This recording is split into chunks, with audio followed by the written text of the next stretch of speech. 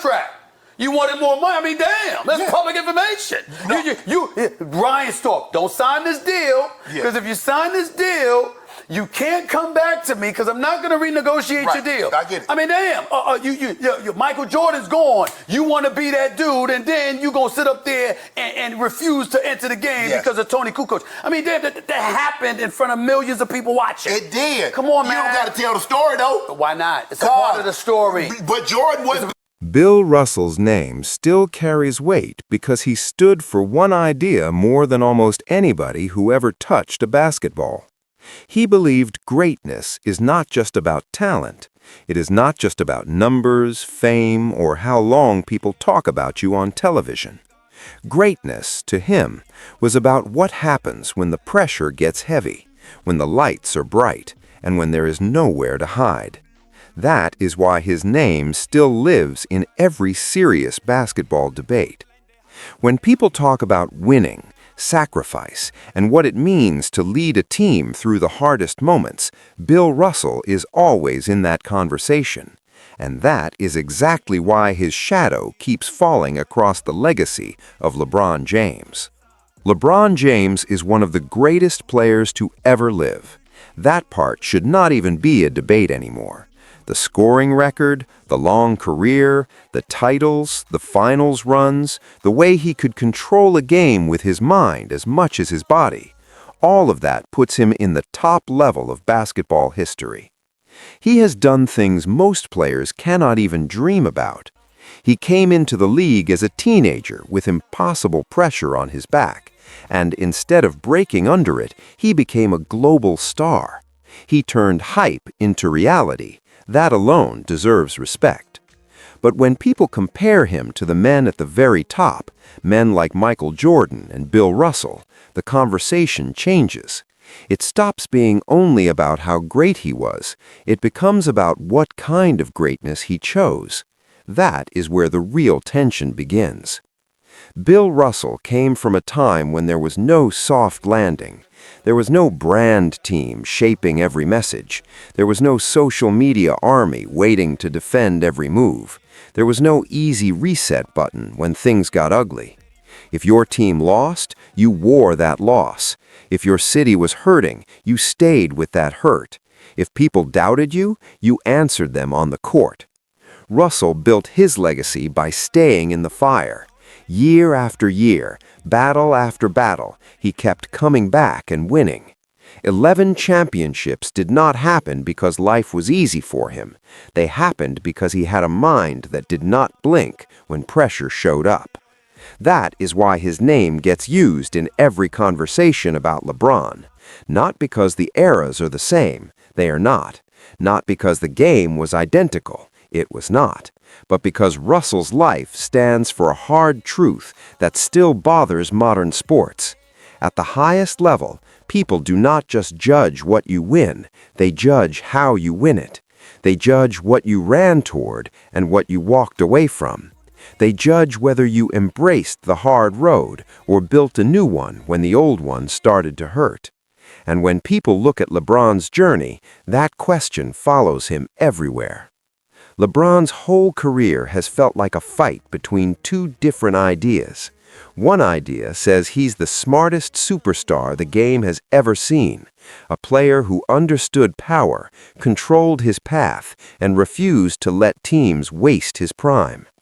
The other idea says that every time the pressure became too heavy, every time the story became too uncomfortable, he found a new place, a new setup, a new chance to start fresh. Some people call that brilliant. Others call it running from the hardest version of the challenge. That is the split. That is the divide.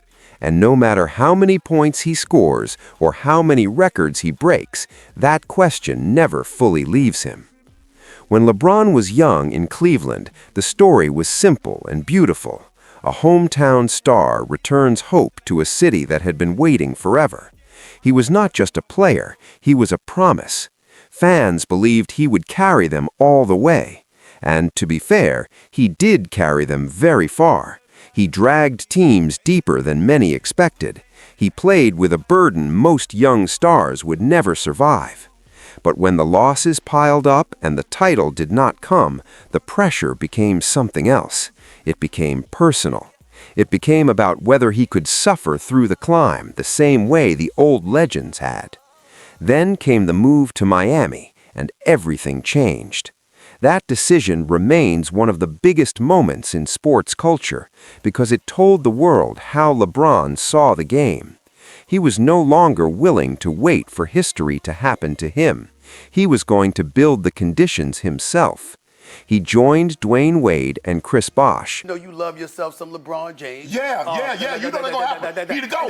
He to go. He's not. Say it with me. He's not. He to go. He's not. I just got off the phone with MJ last That's night okay. just to remind him. You should have hung up on him. I hung up on MJ. Yeah. Say the go. The blasphemy coming out of your mouth right now. Okay, it's okay. You can believe that. You can believe that. The man still going to 21. But we'll do.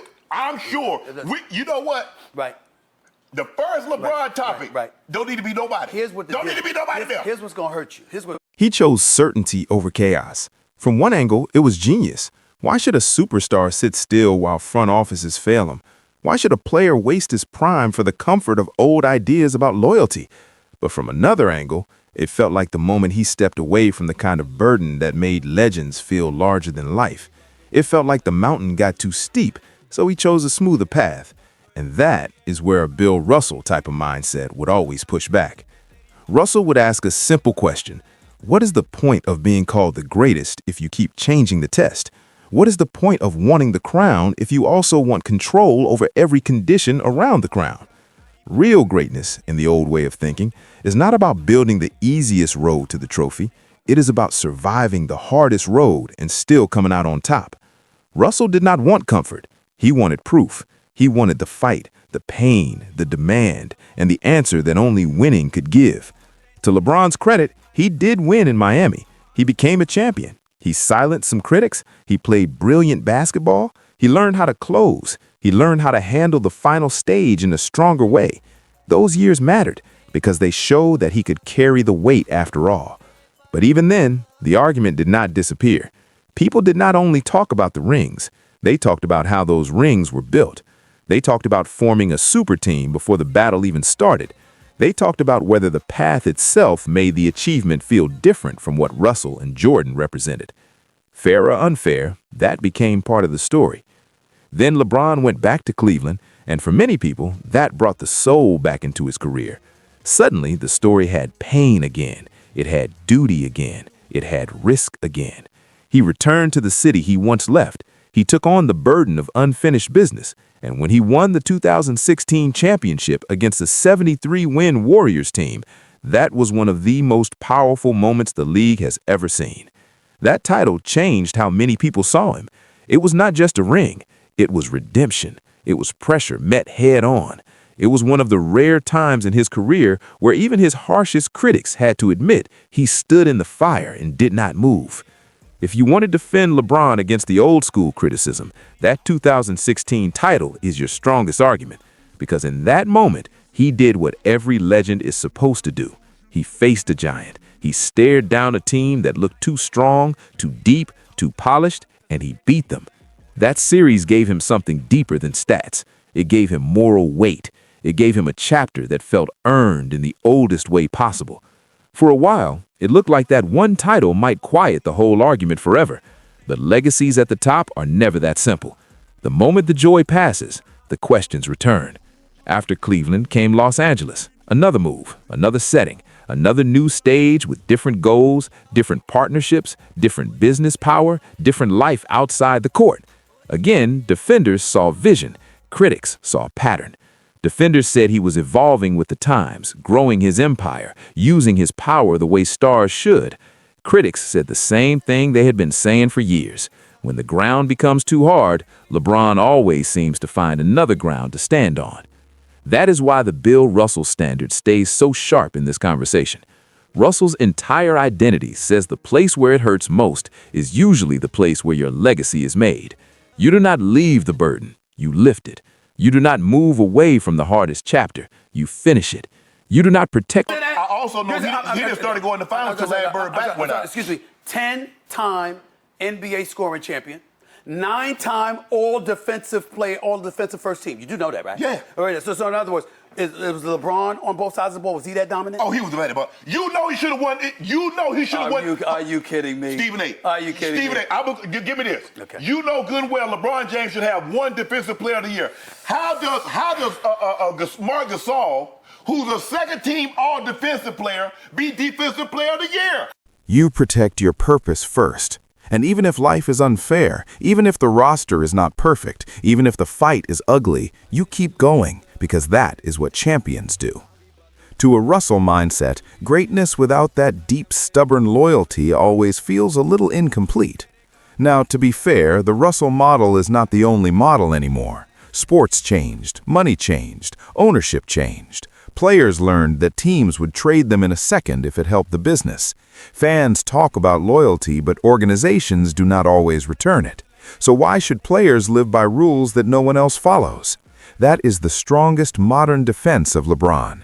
He did not break the system, he understood it earlier than others.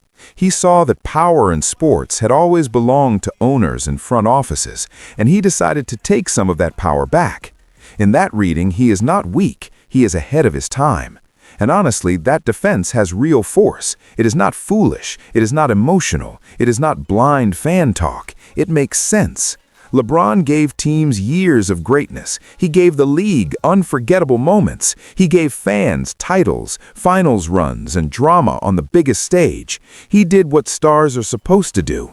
He also protected his career, his family, and his future. In the modern sports world, many would say that is exactly what a smart athlete should do. Many would say the old standard is too harsh, too romantic, too tied to an era that no longer exists. But the reason this debate never dies is because people still hunger for something old. They still want to believe the greatest player is also the one who stares down pain without changing the setting.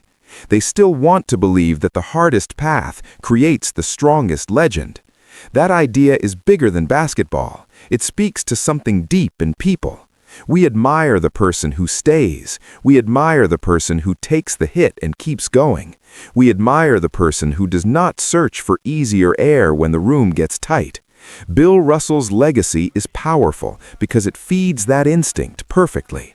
So when people imagine what Russell would say about modern stars, especially about LeBron, they usually imagine something tough, plain, and direct. Not because Russell hated greatness, but because he respected it too much to make excuses for it. He would not be impressed by perfect public relations. He would not be moved by carefully shaped stories. He would want to know one thing. When the pressure came, did you move toward it or away from it? That one question cuts right to the center of LeBron's public image, and that is why it still stings. LeBron's fans will say that criticism ignores how much pressure he actually carried. They will say no player of his level has ever been discussed, judged, and attacked from such a young age for such a long time. They will say he has lived under a microscope since high school and still delivered greatness for more than 2 decades. They will say that surviving that kind of attention is itself a form of courage. And they are right about that.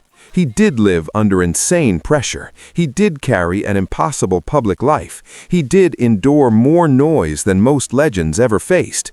But his critics are not really arguing about whether he felt pressure. They are arguing about what he did with it. They see his career as a series of brilliant choices that often reduced the hardest risks. They see strategy where old legends would have chosen sacrifice. They see management where old legends would have chosen battle.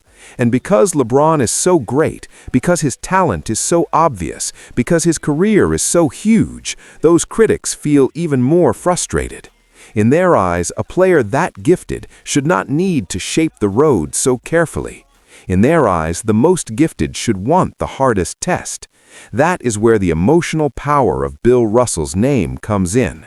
He represents the idea that winning is not only about the result, it is also about the spirit behind the result.